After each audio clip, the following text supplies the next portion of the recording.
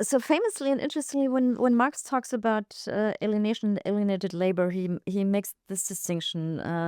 Alienation means being alienated from yourself, being alienated from your work, so from what you're doing, being alienated from the product of your work, being alienated from other human beings, and being alienated from what he calls species being. I think this is interesting. I mean, the idea that it's my work that I'm alienated from, but also the product of my work. So while the way I act, I mean, in order to understand it more broadly, so my own action, the way I act is something that is alienated from me, but also the result, the product that I or even the goals that I achieve are something that is alienated from me. And there is, of course, the very easy understanding to be alienated from the product means that you did not do it from scratch. If you create a table on your own, I mean, go in the woods, take the tree, create the table, and so on and so on. So the idea that only this relation would be a non-alienated relation to the product of my work, I think is not so illuminating here, but it has something to do with being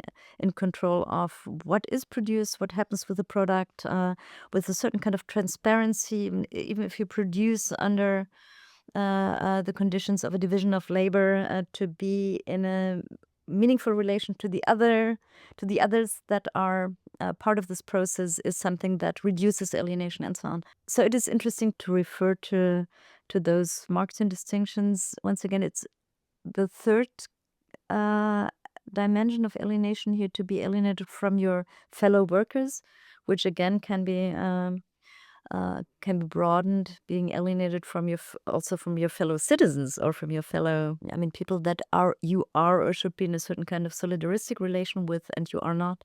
So this is what Marx, I mean, how Marx understands alienation, but it might be important to see that this is not what is so specific about Marx. And the critique of alienation has been around, I mean, for a long time, and I mean, also around when Marx started to think about alienation. The interesting thing for Marx and with respect to Marx and what we can get from Marx is that he understood or tried to understand how alienation is a result of a certain social structure.